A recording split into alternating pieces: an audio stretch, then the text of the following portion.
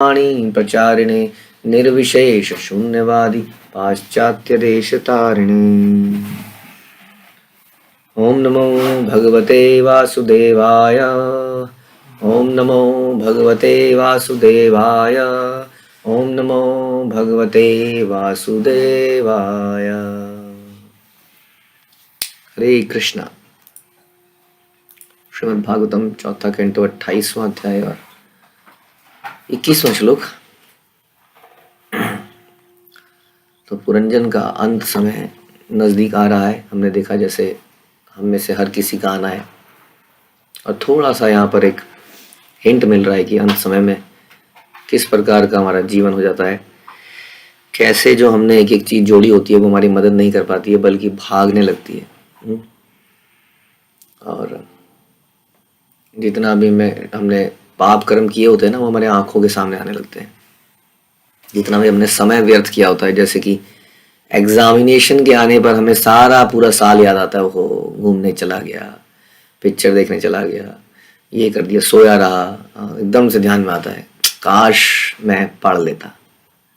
उसी तरह से एक बहुत बड़ा, लेकिन उसका कुछ हो नहीं सकता है, क्योंकि कितना भी धन देके वास्तव में आप क्या नहीं कर सकते, गए हुए समय को वापस नहीं ला सकते। तो इसी तरह से यहाँ पर पुरंजन जो है अब अपनी स्त्री के बारे में सोच रहा है, क्योंकि और कुछ सोचने को नहीं है। तो अब उसको पछतावा हो रहा है उन चीज़ों का, उन सुविधाओं को जो भोगता था, उसको दिन याद आ रहे हैं। एक चीज़ किस प्रकार से पुरंजनी उनके आने पर कई तरह के व्यंजन रखती थी, उनको उनके पैर धोती थी माना, या इतने के आराम देती थी। जब उसका कुछ मन उदास होता था तो उसको एंजॉयमेंट देती थी। वो सारी बातें याद आनी है, और ये बात को सोच के वो और ज़्यादा दुखी होता जा रहा है। उसके दिमाग में केवल अब अपनी अंत समय में अपने परिवार की चिंता है या चिंतन है। उसके दिमाग में वही चिंतन चल रहा है, क्योंकि अत्याधिक मोह है। पूरे जीवन में केवल यही समझा कि मैं और मेरा परिवार, मैं और मेरा परिवार, मैं और मेरा परिवार। तो इसलिए जाते समय भी आदमी को वही ना, जैसे कई बार हम कहीं ट्रैवलिंग पे जाते हैं तो बड़ी चिंता होती है। अच्छा घर को बंद कर लेना, अच्छा ये दरवाजा ऐसे बंद कर लेना, अच्छा कोई आए तो खोलना मत, अच्छा ये कर लेना, अच्छा वो कर लेना। आदमी घर से निकल नहीं पाता ना, जाते जाते अक्सर लेट होता चला जाता है, क्योंकि उसको लगता है ये भी कर दूं, ये भी कर दूं, ये लोग कैसे करेंगे, ये लोग ऐसे कैसे करेंगे। अब ये तो छोटी सी ट्रैवलिंग है जिसमें हम थोड़े दिनों में वापस आ जाएंगे। जब टोटली परमानेंटली जा रहा होता है तब व्यक्ति के दिमाग में यही विचार आते रहते हैं, कैसे चलाएंगे ये लोग, कैसे कर पाएंगे। उसको, क्योंकि उसको लगता है कि अभी तक मैंने ही तो चलाया। वो इस बात पे विश्वास कर ही नहीं पाता है कि कृष्ण हर चीज चला रहे हैं, ऊपर से दिखते नहीं है। जैसे कि एक हार के मोती बंधे हुए हैं, वास्तव में कुछ धागे ने बांधे हैं, लेकिन धागा दिखता कहाँ है। उसी तरह से संसार में सब कुछ चल रहा है कृष्ण की इच्छा से, कृष्ण के उसको सबको, जीवों को उनके कर्मों का भोग दे रहे हैं, लेकिन जीव सोच रहे हैं कि हम कर रहे हैं तो ये चल रहा है। तो यही ऐसा ही भ्रम व्यक्ति को हो जाता है। तो ऐसा ही यहाँ पुरंजन को हो रहा है। राजा पुरंजन आगे भी चिंतित रहता है, जब मैं इस संसार से चला जाऊंगा तो मेरे ऊपर पूर्णतः आश्रित पुत्र तथा पुत्रियां किस प्रकार अपना जीवन निर्वाह करेंगी। उनकी स्थिति जहाज में चढ़े हुए उन यात्रियों के समान है जिनका जहाज सागर के बीच में ही टूट जाता है। किस प्रकार अपना जीवन निर्वाह करेंगी। ऐसा जैसे हमने बताया, ऐसा लगता है कि उसको वही सब कुछ चला रहा है। मृत्यु के समय प्रत्येक जीव को चिंता होती है कि उसकी पत्नी, उसके पुत्रों का क्या होगा। इसी प्रकार राजनीतिज्ञ भी सोचता है कि उसके मरने पर देश का क्या होगा। कोई व्यक्ति नौकरी छोड़ता है, बिजनेस छोड़ के जा रहा होता है, कहता है मेरा बिजनेस कौन चला पाएगा, मेरा बेटा तो नहीं चला पाएगा, कैसे हो पाएगा ये। जबकि इसके विपरीत हम देखते हैं, बिल्कुल विपरीत, राजा युधिष्ठिर और राजा परीक्षित। राजा युधिष्ठिर ने समय आने पर एक झटके में, जैसे उन्हें मालूम चला कि भगवान चले गए हैं, दे डिसाइडेड कि अब हमें जाना चाहिए, उन्होंने परीक्षित महाराज को राज्य में स्थापित किया और चले गए। उसी तरह से राजा परीक्षित को जैसे ही मालूम हुआ okay now it's time to go, उन्होंने तुरंत बिना किसी सोचे समझे, बिना किसी प्लानिंग के ही काइंड ऑफ अपने बेटे को वहाँ पे राज सिंहासन पर रखा और तुरंत चले गए कथा सुनने। तो ये होती है, जो डिटैच्ड व्यक्ति होते हैं संसार से, वो संसार में सारी ड्यूटीज को पूरा करते हैं, लेकिन समय आने पर ऐसे छोड़ देते हैं जैसे व्यक्ति मल त्यागता है। मल त्यागने के बाद आदमी पीछे मुड़ के नहीं देखता, वो मेरे शरीर का अंग, मेरे शरीर से निकला हुआ हिस्सा छूट गया, मैं कहाँ जा रहा हूँ इसको छोड़ के। मल को आदमी त्याग के पीछे मुड़ के देखता तक नहीं है, नजर भी ना पड़ जाए। उसी तरह से जो वैष्णव होते हैं वो संसार की चीजों में रहते हैं, ऐसा लगता है कि लिप्त है बाहर के व्यक्ति को, लेकिन वो ऐसे उसको समय आने पर छोड़ देते हैं जैसे कुछ था ही नहीं कभी। इसको कहते हैं युक्त वैराग्य। वास्तव में वैराग्य भी है और युक्तता भी है। तो ये लेकिन एक आम आदमी में नहीं दिखता है, उसको यही चिंता रहती है। राजनीतिज्ञ को एक ऑफिस में भी आदमी कोई नौकरी छोड़ता है तो कहता है मैं देखूंगा मेरे बाद इनका क्या होगा, चला जाऊंगा ना, मेरी वैल्यू तब समझ में आएगी। जब तक कोई कृष्ण भक्त नहीं होता उसे अपनी विशेष चेतना के अनुरूप ही अगले जन्म में शरीर धारण करना होता है। जैसी उसने चेतना डेवलप करी है वैसा ही शरीर मिलेगा, जैसी इच्छाएं डेवलप करी उन इच्छाओं को पूरे करने के लिए वैसे ही शरीर मिलेगा, कर्मों के अनुसार भी। क्योंकि पुरंजन केवल अपनी पत्नी और बच्चों के विषय में सोचता है और अपनी पत्नी के ही विचार में मग्न रहता है, इसलिए उसे अगले जीवन में स्त्री का शरीर धारण करना होगा। इसी प्रकार एक राजनीतिज्ञ राष्ट्रप्रेमी जो अगले जो जन्म से ही किसी भूभाग से विशेष रूप से अनुरक्त रहता है, वह अपना राजनीतिक जीवन समाप्त करने के बाद अगले जन्म में उसी देश में फिर से पैदा होगा। अपने जीवन काल में मनुष्य जो कार्य करता है उससे भी अगला जन्म प्रभावित होगा। यानी कि कार्यों से, इच्छाओं से, आसक्तियों से, इन सब चीजों का मिश्रण होगा। एक मिनट दीजिएगा मुझे।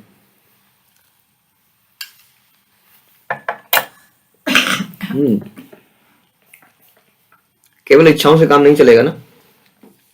किसी व्यक्ति की इच्छा थी मुझे पैसा मिल जाता, मुझे पैसा मिल जाता, तो ऐसा तो नहीं है, उसने काम ऐसे नहीं किए तो पैसा भी नहीं मिलेगा। लेकिन ऐसा ही कुछ मिश्रण बन जाएगा। जैसे हम बचपन में चुटकुला बोलते थे ना, कोई व्यक्ति माना कारों का चिंतन करते हुए मरा, काश मेरी पास चारों तरफ कारें ही कारें होती, कभी ये कभी वो। तो हम चुटकुला बोलते थे कि अगले जन्म में हो सकता है ट्रैफिक पुलिस वाला बन जाए, कारें ही कारें दिन रात। कहने का मतलब कर्म पे भी तो डिपेंड करेगा। तो दोनों के कॉम्बिनेशन से उसको एक नई स्थिति मिलेगी।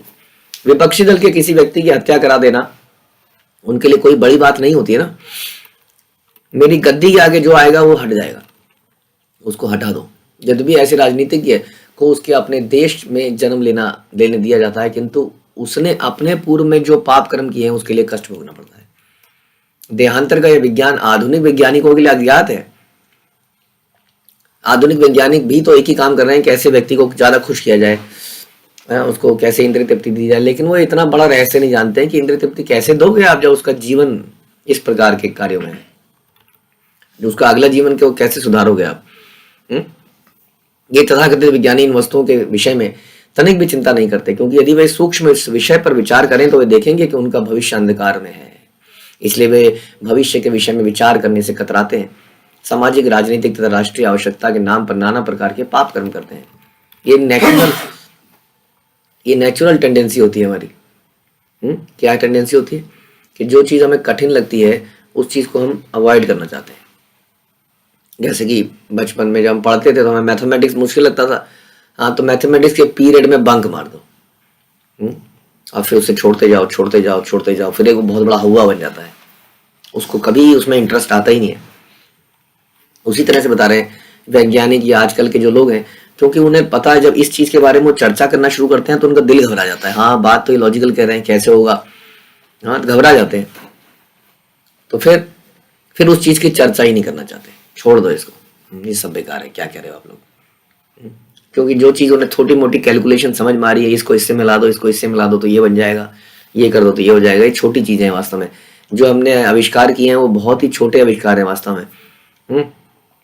वास्तविक आविष्कार तो अभी तो आप जानते ही नहीं है, संसार के बियॉन्ड क्या है, अभी तो समझ में नहीं आया किसी के। आत्मा आती का बेसिक चीज तो अभी पता ही नहीं है, कुछ चीजें जोड़ते जा रहे हैं। एक बच्चा एक क्ले को लेता है, मिट्टी से कई कई आकार बना देता है, वो खुश होता है मैं बहुत बड़ा क्रिएटर बन गया। उसी प्रकार से है। यद्यपि राजा पुरंजन को अपनी पत्नी तथा बच्चों के भाग्य के विषय में पश्चाताप नहीं करना चाहिए था, फिर भी उसने अपनी दीन बुद्धि के कारण ऐसा किया। हाय क्या होगा इनका। उसी समय भय नामक यवनराज उसे बंदी करने के लिए तुरंत आ धमका। अब ये भय वहां पर आ गया है, बंदी बनाने के लिए तुरंत आ धमका। मूर्ख लोग ये नहीं जानते कि प्रत्येक जीव अपने कर्मों और फलों के लिए उत्तरदायी है। जब तक जीव छोटा बच्चा या अबोध बालक के रूप में रहता है तब तक माता पिता का कर्तव्य है कि उसे जीवन के मूल्यों की सही जानकारी दें, क्योंकि बड़ा होने के बाद वो अपने आप को फ्लेक्सिबिलिटी से इतना फ्लेक्सिबल नहीं रह पाएगा। जो उसने वैल्यूज डाल दी बचपन में वही उसके जीवन में फिर परमानेंटली चलेंगी। तो बड़ा हो जाए तो उसे जीवन के सारे कार्य करने छोड़ देना चाहिए। माता पिता मृत्यु के पश्चात अपनी संतान की सहायता नहीं कर सकते। पिता अपनी संतानों की तुरंत सहायता के लिए कुछ संपत्ति छोड़ सकता है, किंतु उसे इन विचारों में मग्न नहीं रहना चाहिए कि उसकी मृत्यु के पश्चात उसके परिवारों का भरण पोषण कैसे होगा। ये बद्धजीव का रोग है। वह न केवल अपनी इंद्र तृप्ति के लिए पाप कर्म करता है, बल्कि मरने के पश्चात अपनी संतान के लिए इतना धन छोड़ जाना चाहता है जिससे कि वो लोग भी अपनी इंद्र तृप्ति करते रहे। जो भी हो, प्रत्येक प्राणी मृत्यु से भयभीत है, इसलिए मृत्यु को भय कहा गया है। यद्यपि राजा पुरंजन अपनी पत्नी तथा संतान के विषय में सोचने में मग्न था, किंतु मृत्यु ने इसकी प्रतीक्षा नहीं करी। हाँ, मृत्यु किसी की प्रतीक्षा नहीं करती। वो किसी भी क्षण, किसी भी आपका कुछ कार्य अधूरा भी चल रहा है, आप रसगुल्ला मुंह में डाल रहे हैं, वो वेट नहीं करेगी कि रसगुल्ला मुंह में डाले तो मैं निकाल लूं आत्मा को।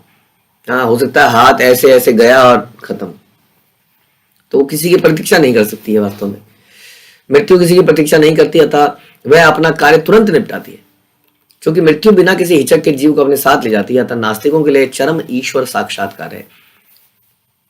मृत्यु ही ईश्वर साक्षात्कार है उनके लिए। तो एक मृत्यु तो ऐसी चीज छोड़ी हुई है जिन्होंने नास्तिकों के दिमाग में कभी तो आ ही जाता है। आज लोग जो कुछ भी मंदिरों में जाते हैं, कुछ भी करते हैं, प्योर भक्ति से नहीं तो बहुत सारे लोग तो भय से ही करते हैं। कम से कम ये भय तो है। जो भगवान चेतना को भुलाकर मात्र अपना देश, समाज, रिश्तेदारों के बारे में ही सोचते हुए जीवन बर्बाद करते रहते हैं। इस श्लोक में अतद अतद अर्हणम अत्यंत सार्थक है, क्योंकि इसका अर्थ है कि मनुष्य को अपने परिवार के सदस्यों, देशवासियों, समाज के कल्याण कार्यों में अत्यधिक व्यस्त नहीं होना चाहिए। अत्यधिक व्यस्त नहीं होना। ठीक है, आपको जीने के लिए हो सकता है कुछ मैनेजमेंट करनी पड़े, लेकिन वो मैनेजमेंट इतनी हो जा रही है कि आप असली पर्पस को ही समय नहीं दे पा रहे हैं, तो उसको फिर त्याग ही देना चाहिए। इतना फैलाना नहीं चाहिए कि समय ही ना मिले। इससे मनुष्य का आध्यात्मिक विकास नहीं होता। दुर्भाग्यवश आज के समाज में तथाकथित शिक्षित व्यक्तियों को आध्यात्मिक उन्नति के विषय में कोई ज्ञान नहीं है। शिक्षित तो हैं, लेकिन तथाकथित शिक्षित हैं। भगवद गीता में हम सुनते हैं 13वें अध्याय के प्रारंभ में कि भगवान बताते हैं ज्ञान किसको कहते हैं। अब उन सारी चीजों को अगर हम पढ़ें तो आज के स्कूल कॉलेज में दिखाई कि ये है तुम्हारे पास ये है, तुम्हारे पास ये है, तुम्हारी सहिष्णुता है, सरलता है, वो कई सारे गुण भगवान बताते हैं। This is knowledge. ये नॉलेज है ना, ये कहाँ से नॉलेज? आउट ऑफ सिलेबस है, ये नॉलेज नहीं है। आप बताइए कुछ मैथमेटिक्स के सम बताइए, साइंस की थ्योरीज बताइए, तो हम बताते हैं आपको। इसलिए तथाकथित शिक्षित व्यक्तियों को, है ना, हम शिक्षा के रेट को बढ़ा रहे हैं। ऐसा देखा गया कि भारतवर्ष जब आजाद हुआ तो शिक्षा का रेट पता नहीं क्या था, 30%, 40%, बढ़ते बढ़ते हम उसको बढ़ाने की कोशिश कर रहे हैं।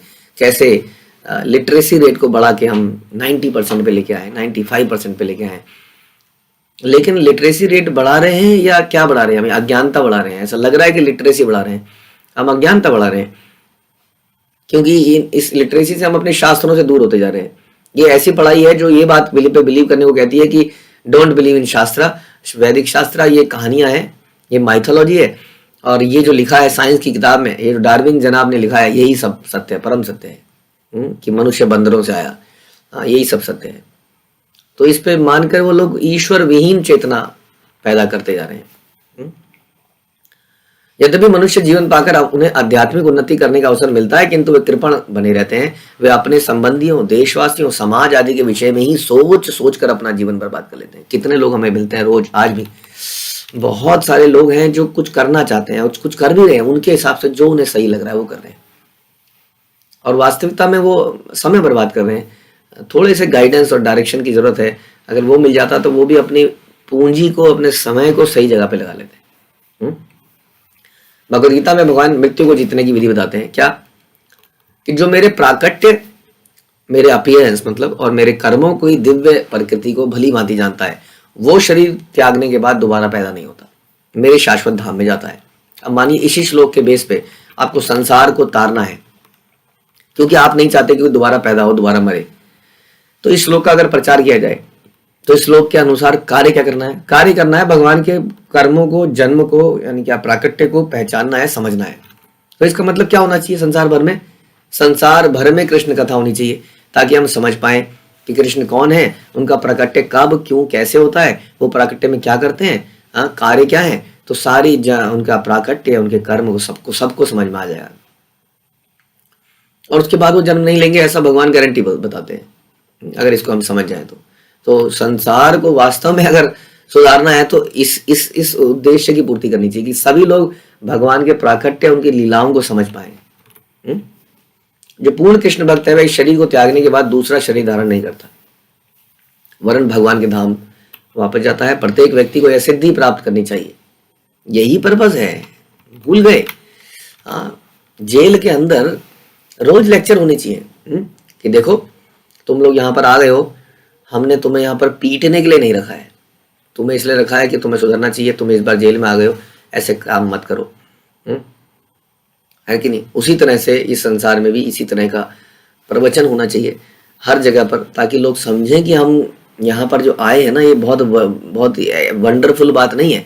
Happy new year, this is jail के अंदर क्या न्यू ईयर बताइए?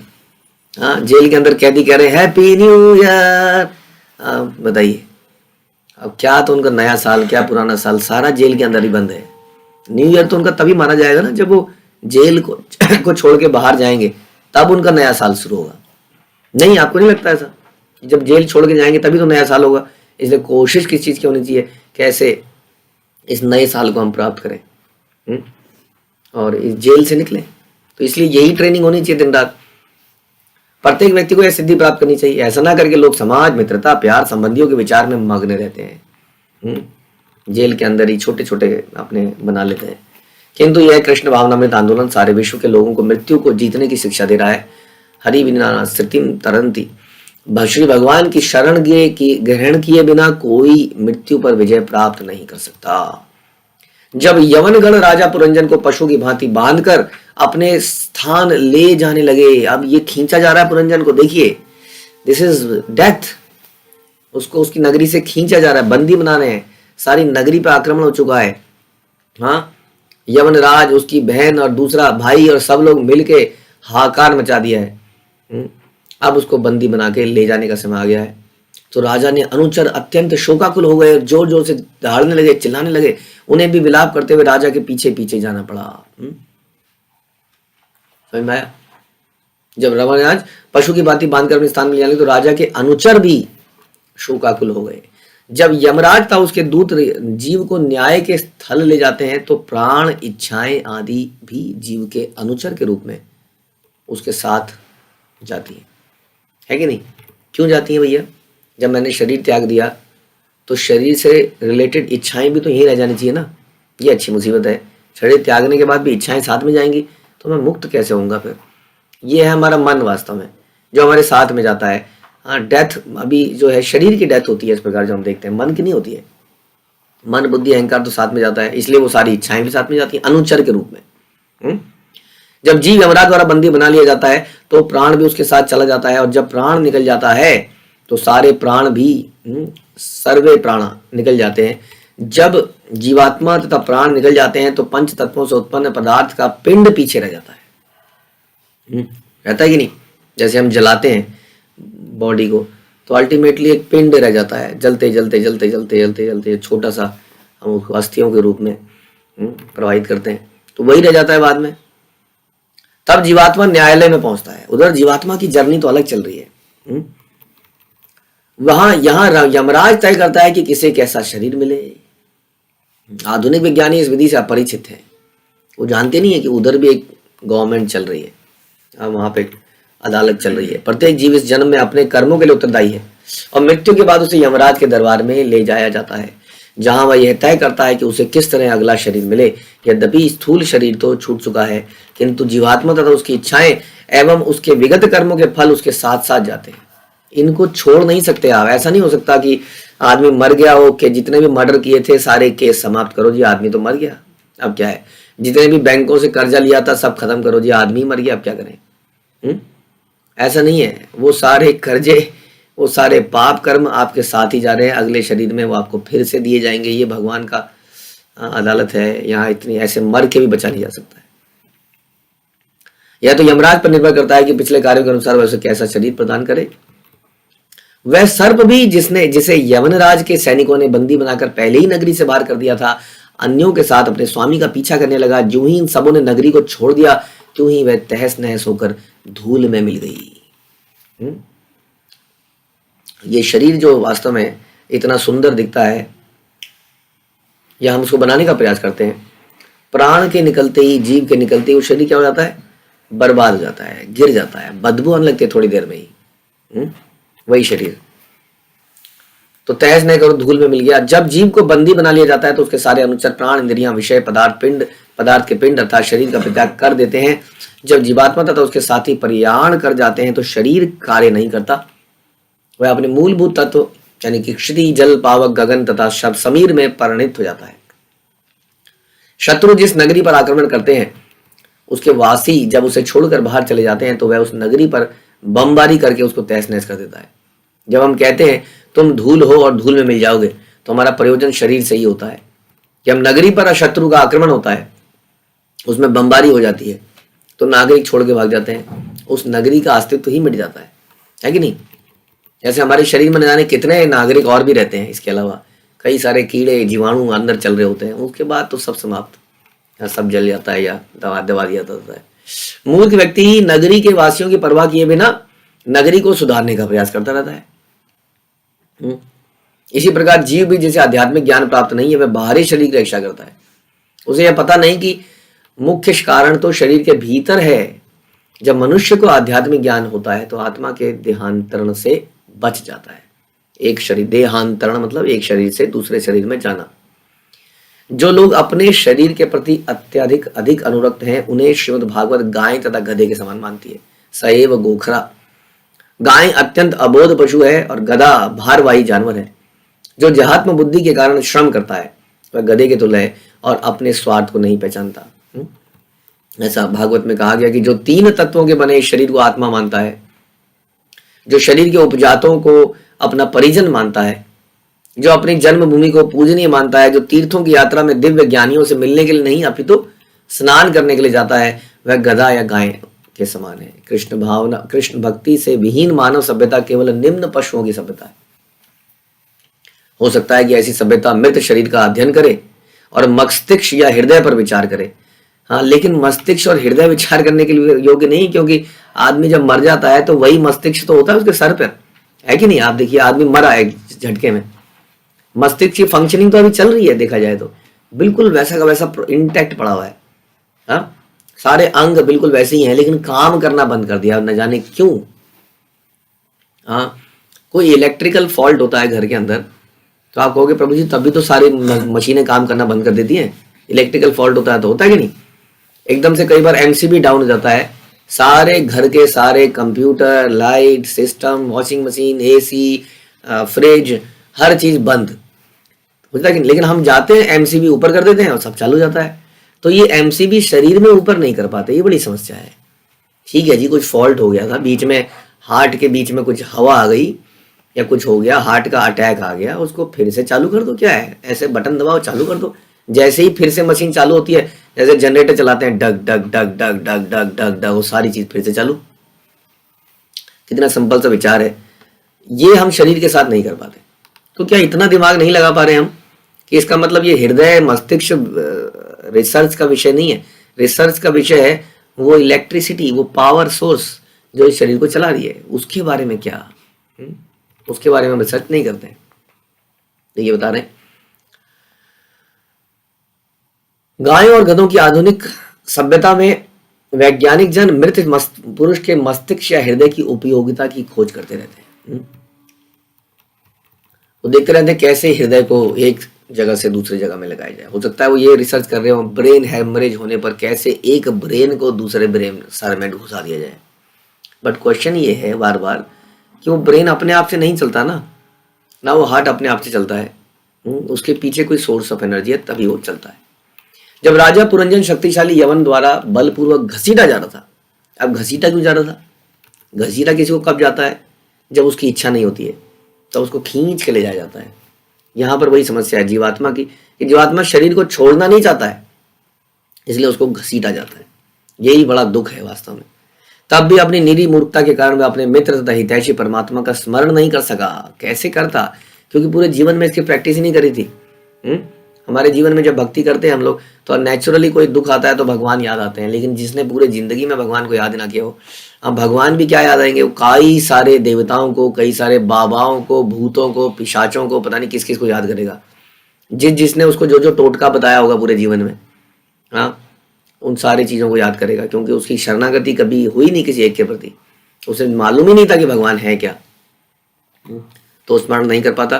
भगवद गीता में भगवान कहते हैं कि यदि मनुष्य केवल 3 बातें जानता है, क्या, कि भगवान कृष्ण ही परम भोक्ता है, वह परम हर व्यक्ति के वास्तव में मित्र हैं और हर वस्तु के स्वामी हैं, बस ये 3 चीजें, भोक्ताराम यज्ञ तपसाम सर्वलोके महेश्वरम, कि हर वस्तु के स्वामी हैं, वही भोक्ता हैं और वही सुहृदम सर्वभूतानाम, वही सबके मित्र हैं, बस इतना जान ले, हाँ, तो वो क्या होगा, शांति को प्राप्त करेगा।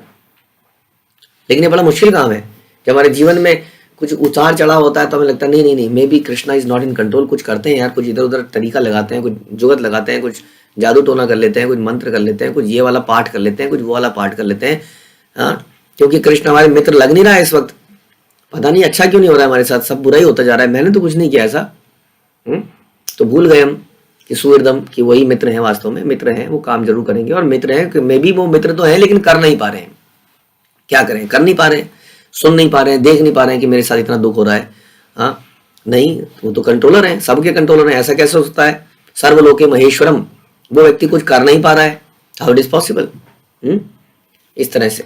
और जब हम ठीक है, ये तो हो गया बुरे समय पर जब हम बिविल्डर हो जाते हैं कि नहीं नहीं, मे बी या तो कृष्ण कंट्रोलर नहीं है, या उनको पता नहीं चल रहा है, या वो मेरे मित्र ही नहीं है, और जब अच्छा समय होता है तो हम भोगते हैं, उस वक्त मैंने किया तो कौन भोगे, मैं ही क्या, मैंने इतनी मेहनत करी ना, आखिर बचपन से लेके बड़े होने तक मेरे माता पिता चले गए थे, मैं गरीब घर में था, मैंने बिजनेस चालू किया, मैंने नौकरी करी, मैंने 2 पैसे जोड़े, 4 हुए, 4 से 8 हुए, करते करते मैं यहाँ पहुंचा, आज मैं इसको भोगू ना, तुमको दे दूं, ऐसा व्यक्ति विचार करता है। तो यहाँ पर श्लोक में बताया गया, भोक्ता राम यज्ञ तपसाम, अरे भोक्ता तो मैं हूँ, ये भाव कैसे लाया जाए, बड़ा मुश्किल काम है, मेहनत मैंने और भगवान को दे दिया जाए, लेकिन यदि इसकी प्रैक्टिस बचपन से की जाए, शुरुआत से ही की जाए, यानी कि हाँ, तो आदमी इसको चेतना को बनाए रखता है, वो कुछ इकट्ठा भी करता है तो सोचता है कृष्ण का ही है, उन्हीं की सेवा में लगना चाहिए। तो ये 3 चीजें, क्या, कि कृष्ण ही भोक्ता है, कि कृष्ण ही स्वामी है, परमेश्वर है, कंट्रोलर है, और हमारे मित्र हैं, बस व्यक्ति को शांति प्राप्त हो सकती है। यदि मनुष्य से नहीं जानता और देहात्म बुद्धि में काम करता है तो प्रकृति द्वारा सदैव पीड़ित किया जाता है। वास्तव में परमेश्वर सबों के निकट बैठा है, जीवात्मा तथा परमात्मा एक ही वृक्ष में पास पास बैठे हुए हैं, किंतु मूर्ख जीवात्मा प्राकृतिक नियमों द्वारा प्रताड़ित होने पर भी अपनी रक्षा के लिए भगवान की ओर दृष्टि डालता ही नहीं है।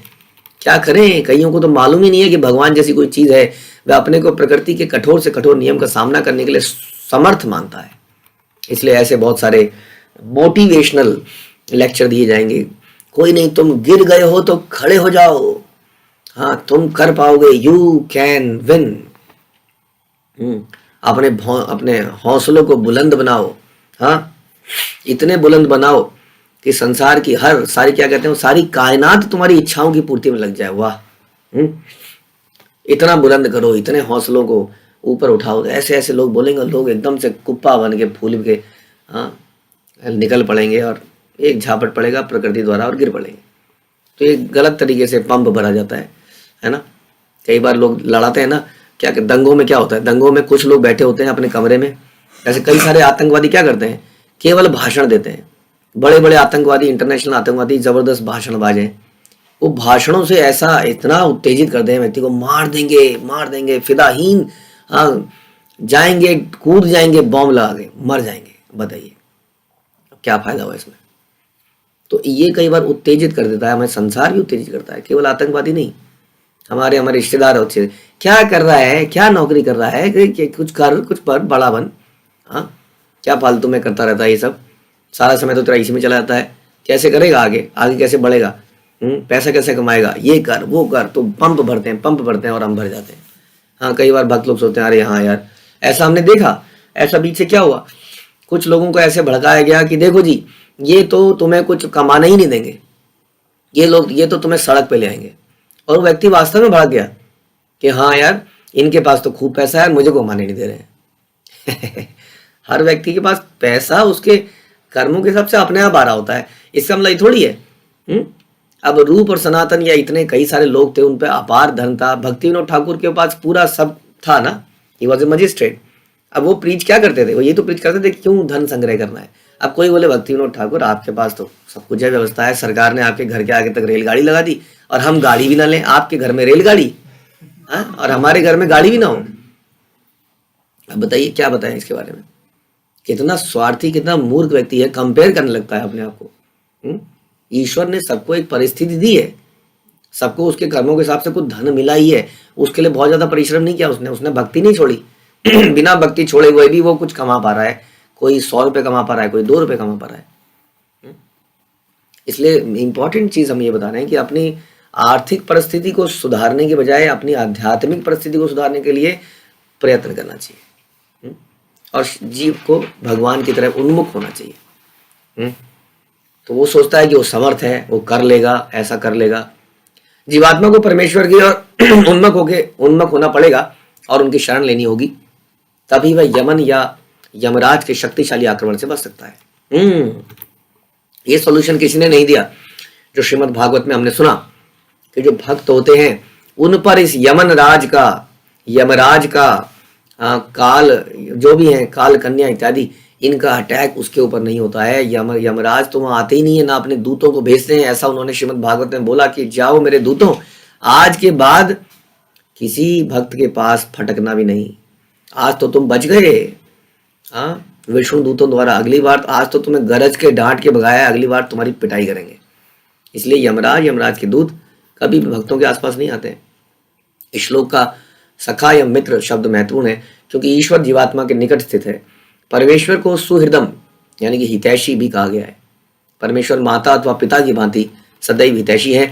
भले ही पुत्र कितने अपराध क्यों ना करे, माता पिता सदैव उनके हितैषी बने रहेंगे। इसी प्रकार अपने समस्त पापों और श्री भगवान की इच्छाओं का उल्लंघन करने के बावजूद यदि हम अपने को उसके प्रति समर्पित कर देते हैं तो तुरंत भौतिक संसार की कठिनाइयों से भगवान हमारी रक्षा करते हैं।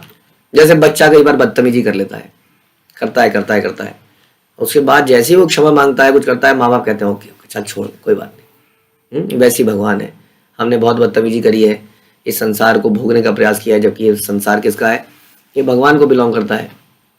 बिना उनको ऑफर किए, बिना उनसे पूछे हमने संसार को खूब भोगा है, उनकी आज्ञा के विरोध में भोगा है। एक बार भी हम उन्हें समर्पित कर देते ना कि ओके भगवान दिस इज माई मिस्टेक, अब मैं इसको नहीं करूंगा, तो भगवान क्षमा कर देते हैं। मामेकम शरणं व्रज, क्या कहते हैं, अहम त्वाम सर्व पापेभ्यो, सारे पापों को समाप्त कर देते हैं भगवान, उनके भक्त गुरु। इसकी पुष्टि भगवद गीता में हुई है, मामे वे प्रपद्यन्ते मायामिताम तरन्ति, कि जो मेरे शरण में आता है वही बच पाता है माया के पास से। दुर्भाग्यवश कुसंगति तथा इंद्रिय तृप्ति के प्रति अत्याधिक आसक्ति के कारण हम अपने परम मित्र परमेश्वर को स्मरण नहीं कर पाते। उस परम निर्दयी राजा पुरंजन ने विविध यज्ञों में अनेक पशुओं का वध किया था। अब सारा हिसाब हो रहा है जी। देखिए यमराज के सामने पुराने चिट्ठे खुल रहे हैं जो हम दबा चुके हैं, दफना चुके हैं। जैसे आदमी कई बार मर्डर करता है, मर्डर करके गहरा गड्ढा खोद के उसके नीचे डाल देता, हड्डियां फड्डियां सब छुपा छुपू के, हो गया जी मैं बच गया। लेकिन क्या करें, यहाँ पे तो सब कुरेदा जाएगा, सारा हिसाब निकाला जा रहा है। तुमने कितने पशुओं को मारा है, कितनों को खा गए, कितनों को यज्ञों के नाम पे कर दिया, कितनों को कपड़े पहनने के चक्कर में फर वाले कपड़े पहन लिए, उसके चक्कर में कितने जानवर मरवा दिए तुमने। कितने लोगों के साथ उसका बुरा किया, कितनों से ईर्ष्या करी, भक्तों का अपमान किया, जीवन को एंजॉयमेंट के लिए निकाल दिया, शराब पी, ये किया वो किया, या सोते रहे, या मेरा नाम नहीं जपा तुमने, है ना। यमराज कहते हैं, अगर आप पढ़ेंगे वही वाला प्रसंग हमारा जो हम डिस्कस कर रहे थे अजामिल का, तो यमराज कहते हैं लेकिन ऐसे लोगों के यहाँ जरूर जाना जो भगवान का नाम नहीं लेते हैं, उनके सामने सर नहीं झुकाते, उनकी भक्ति नहीं करते हैं। ऐसे लोगों के घर में जरूर जाना, उनको पकड़ के लेके आना। तो वही हिसाब यहाँ पर हो रहा है।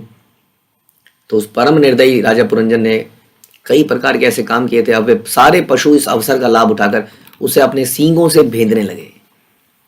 यानी कि उसको रिएक्शन मिला, अलग अलग जैसा उसने किया था अब उसके साथ वही हो रहा है। तो नरक में कुछ ऐसी जगह बनाई गई है, अलग अलग कंपार्टमेंट बनाए गए हैं जहाँ अलग अलग प्रकार की यातनाएं दी जा सके। आप सुनते हैं श्रीमद् भागवत में, सुनते हैं इसको किस प्रकार से कितने 28 तरह के नरक हैं, अलग अलग कैटेगरीज। तो ऐसा प्रतीत हो रहा था कि मानो उसके उसे फरसों से खंड खंड किया जा रहा है, मतलब उसे काटा जा रहा हो। अब सोचिए, काटने का दर्द हो रहा हो, जैसे कि कई निर्दयी लोग इस संसार में मनुष्यों को काट देते हैं। आज भी हम देखते हैं, कई बार गला काट दिया, जिंदा व्यक्ति का गला काट दिया। क्यों ना काटें, जानवरों को भी तो कटते ही हैं। तो कई बार आदमी के कट जाता है, लेकिन चलो कटने की बड़ा भयानक स्थिति है, आदमी तड़प के मर जाता है। लेकिन यह सोचा जाए कि मरे भी ना और बार बार काटा जाए, बार बार काटा जाए, बार बार काटा जाए और वो मरे ही ना, ऐसी स्थिति हो जाती है नरक में, जब व्यक्ति मृत्यु को प्राप्त नहीं होता है, क्योंकि मर के ही तो गया है। स्थूल शरीर तो त्याग चुका है, लेकिन मन बुद्धि अहंकार उसके साथ है। उसको यातना शरीर दिया जाता है, जो कि मरता नहीं इन यातनाओं से, लेकिन कष्ट भोगता रहता है। तो जो लोग धर्म के नाम पर तथा भोजन के लिए पशुओं का वध करते हैं, उन्हें मृत्यु के पश्चात ऐसी यातना सहने के लिए तैयार होना चाहिए। मांस शब्द का अर्थ ही यही है। मांस, मांस क्या कहता है कि जैसे हम आपको मार रहे हैं, अगले जन्म में आप हमें मारें। यद्यपि वास्तव में कोई जीव मारा नहीं जाता, किंतु मृत्यु के पश्चात पशुओं के सींगों से भेदे जाने की पीड़ा का अनुभव होगा। इसे ना जानने के कारण ही दुर्बुद्धि लोग बेचारे पशुओं का वध करते जाते हैं। तथाकथित मानव सभ्यता के धर्म या भोजन के नाम पर पशुओं के वध के लिए अनेक कसाई घर खोल रखे हैं। मुझे कोई कुछ दिन पहले बता रहा था, पता नहीं कौन सी जगह की बात है, कि छोटे छोटे पौंड बना रखे हैं एक जगह पर, वहां मछलियां तैर रही हैं। हाँ, छोटे छोटे माला समुद्र से पकड़ के लाए, पानी के पौंड में रख दिए। और पौंड जो है ना, एक तो होती है फिश मार्केट, जहाँ पे समुद्र से मरी हुई मछलियां लाए। हाँ, अब लोगों ने कहा ताजा चीज है, तो ना ताजा मूली, ताजा गाजर और ताजा मछली चाहिए, तो ताजा मछली के लिए एक पौंड बना के रख दी ताकि वो जिंदा रहे। कोई आदमी बोलता है ये वाली मछली, वो वहीं पे निकालता है, वहीं पे खट, ये लो जी पकड़ो। इस तरह से हमने बड़े इन्वेस्ट, बहुत क्या डेवलपमेंट हो ना, कितनी डेवलपमेंट होगी। देखो जी, बिल्कुल साफ सफाई है हमारे स्लॉटर हाउस में। गवर्नमेंट की सारी रेगुलेशंस, गवर्नमेंट की रेगुलेशन क्या होती है, देखो जी, जो ब्लड निकलेगा ना, ये ब्लड नदियों में नहीं डालना है। हाँ, ये हमारी रेगुलेशन है। क्यों? क्योंकि पानी खराब होगा। तो आप सारी व्यवस्था कीजिए कि पोल्यूशन ना हो। बताइए, अरे जो मस्तिष्क में पोल्यूशन हो रहा है उसका क्या? आपने सारे ट्रीटमेंट प्लांट लगा दिया एक कसाई घर के आसपास, बेस्ट कसाई घर बना दिया आपने। हाँ, कोई गंदगी नहीं दिखती है, सफाई से मर्डर, हमारे यहाँ सफाई से मर्डर किया जाता है। हाँ, कोई खून का धब्बा नहीं दिखेगा आपको। हम जमीन में खून नहीं डालेंगे, खून को किसी जगह पे रखेंगे, उसका ट्रीटमेंट करेंगे, फिर कहीं पे उसको डिस्पोज ऑफ करेंगे, लेकिन कहीं साफ सफाई रहेगी। हाँ, ये जगह अच्छी है, यहाँ पे जाके हम कुछ मांस खरीद के लाते हैं। व्हाट अबाउट ये जो संसार में आप इतनी, हाँ, इतना जो क्राइंग, इतनी जो चीखें चिंगाड़े निकल रही हैं, उसका कौन भुगतेगा उसको? तो इसको ना जानने के कारण दुर्बुद्धि लोग बेचारे पशुओं का वध करते जाते हैं। और मानव सभ्यता ने धर्म या भोजन के नाम पर पशुओं के वध के लिए कितने कसाई घर खोल दिए। जो थोड़े धार्मिक हैं वो मंदिर, मस्जिद और यहूदी उपासन ग्रहों में पशुओं की बलि देते हैं। जो नीच तथा अधम है वे कसाई घर चलाते हैं। और धर्म के नाम पे कोई आंसर नहीं है कई धर्मों में इस बात का कि क्यों पशु खाते हैं, तो उन्होंने बहुत सिंपल आंसर निकाल दिया है, because they don't have the soul. आपको खूब पिटाई करी जाए आपकी, कोई पूछे कि क्यों मार रहे हो, अरे ये बिल्कुल जड़ आदमी है, जड़। इसके अंदर कोई आत्मा नहीं है, जड़ है। कैसा लगेगा आपको? जड़ है, उसके वो जड़ है जो चिल्ला रहा है। क्या वो तड़पता नहीं है जिसको मारा जाता है? क्या उसको ऐसे मारा जा सकता है? सोचने की बात है ये। तो जिस प्रकार मानव समाज में यह नियम है कि प्राण के बदले प्राण लिया जाए, उसी प्रकार ईश्वर द्वारा उत्पन्न एक जीव दूसरे जीव के ऊपर अपना अधिकार जताना वर्जित है। प्रत्येक प्राणी को जीवित रहने की स्वतंत्रता मिलनी चाहिए। भगवान सदा पशु वध का तिरस्कार करते आए हैं। जो लोग ईर्ष्यालु हैं, शैतान है, मनुष्यों में अधम है और मेरे द्वारा विभिन्न आसुरी योनियों में इस भवसागर में फेंक दिए जाते हैं। पशु हत्यारों को, जो अन्य जीवों या तथा ईश्वर से द्वेष रखते हैं, अंधकार में डाल दिया जाता है। वे जीवन के उद्देश्य को कभी नहीं समझ पाते। इसकी व्याख्या आगे के श्लोक में की गई है। तो ये समझने का विषय है, इसको इतना लाइटली नहीं ले सकते हम लोग। समाज में आज की डेट में सारा समाज ही ऐसा कर रहा है और धर्म में भी ये प्रेस्क्राइब कर दिया जाता है। लेकिन हमने सुना है कई बार ये तो इसके लिए प्रेस्क्राइब किया जाता है ताकि व्यक्ति उसको धीरे धीरे छोड़े, यदि उसको पूरी तरह से पालन किया जाए तो कई बार धर्म में भी प्रेस्क्राइब किया जाता है। लेकिन उसका पर्पज ये नहीं है कि इसको एंजॉय करो।